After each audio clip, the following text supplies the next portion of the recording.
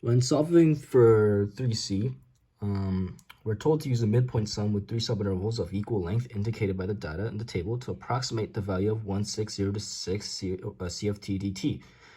And we can explain the meaning in the video. But first, let's find the approximated value of 160 to 6 C of t dt. Let me just write that on paper.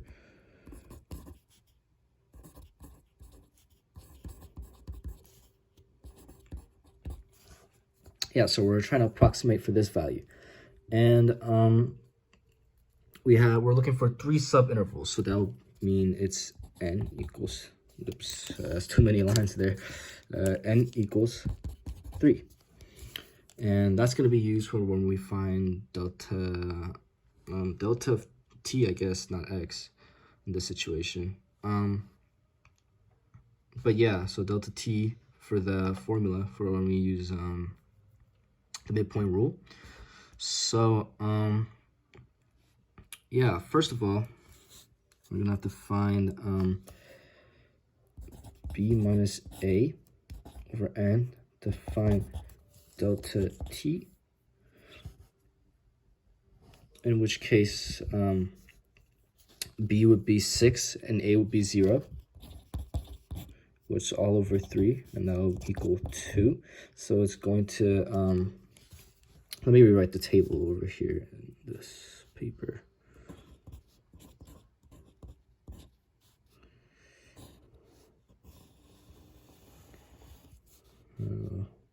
Zero, 1, 2, 3, 4, 5, 6, and then so 0, 1, 2, 3, 4, 5, 6.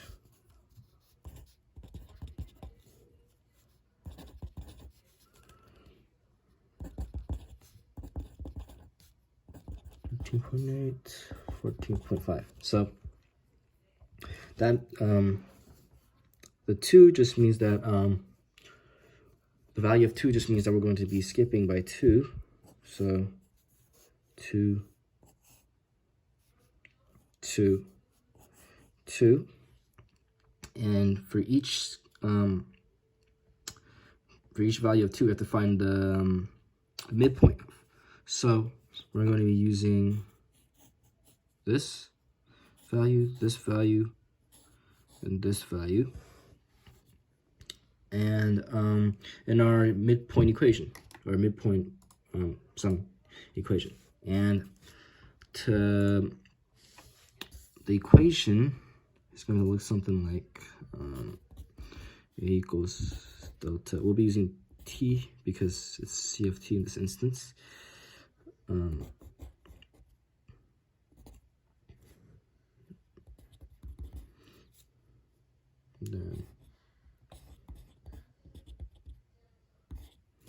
So we're going to be finding that. We're not going to be using area. And we're not finding that. We're approximating for this value. So will this be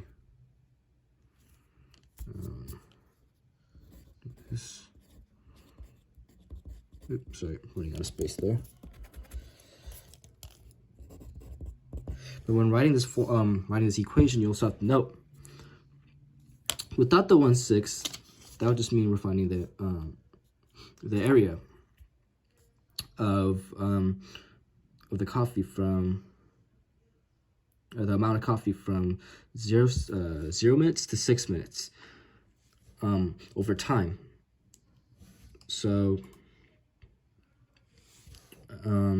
so the coffee over the time interval. Well, I'm Raymond, and I'm going to be doing the question number 5, part A of 2013 AP Calculus BC's free response question.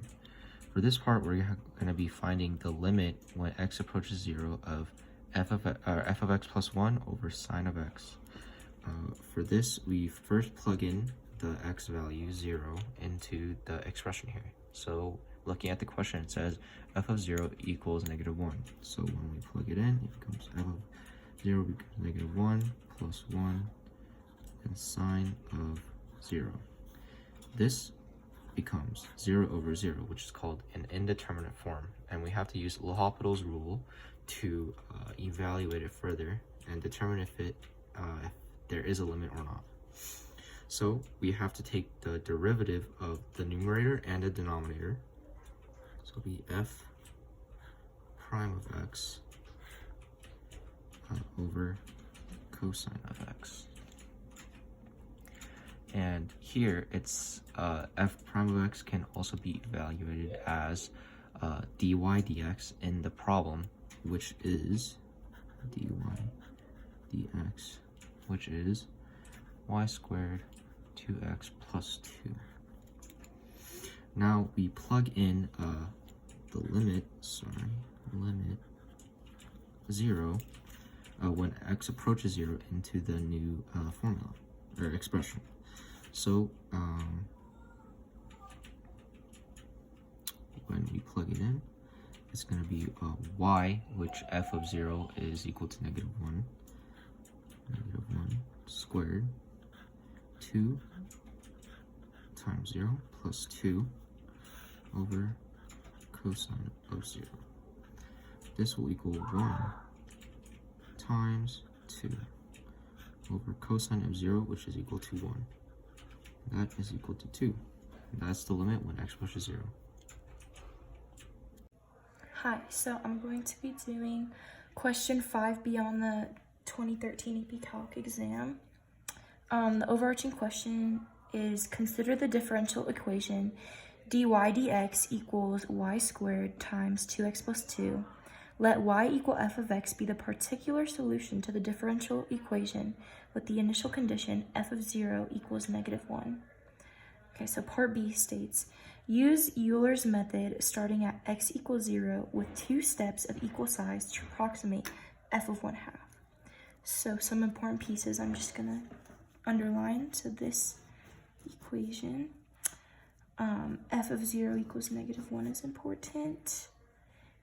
2 steps of equal size is important, especially when using Euler's method.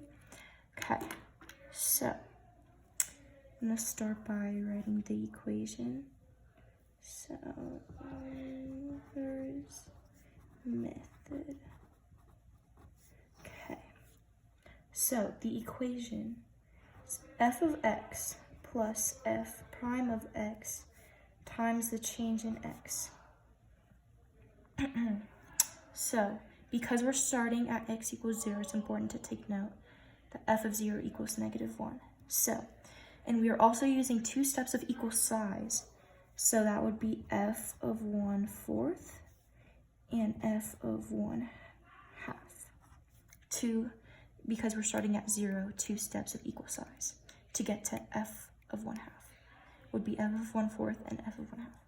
Okay, so starting with f of 1/4. F of 1/4 is approximately f of 0 plus f prime of 0 times 1/4. Okay, so we know f of 0 equals negative 1, so we can put that in. But to find f prime of 0, I'm going to do some scratch work. Okay, scratch work. Okay, so dy dx and then 0, negative 1. So this is where we take our equation y squared times 2x plus 2, and we are going to plug in our y's and x's. So negative 1 squared times 2 times 0 plus, sorry, can you still see if I move it over? Okay, plus 2. So that'll be 1 times 2 equaling 2. So f prime of 0 equals 2. So we can go ahead and plug that in. So negative 1 plus 2 times 1/4. Simplifying that, 1, 2. Then it would equal negative 1/2. So f of 1/4 equals negative 1/2. So now we can move on to our second approximation, or second step, I should say. So f of 1/2 is approximately f of 1/4 plus f prime of 1/4 times 1/4. Okay, can you see that? Okay, cool. So we know from above that f of 1/4 equals negative 1/2. So let's go ahead and put that in. Plus, now f prime of 1/4, now we have to go back to our scratch work. So dy dx equals 1/4 to 1. Okay, so we have this. We're going to use our y squared times 2x plus 2. Plug these in, so negative 1/2 squared times 2 times 1/4 plus 2. Okay, so just to simplify, this would be 1/4 times 5/2 equaling 5/8. You can still see, okay.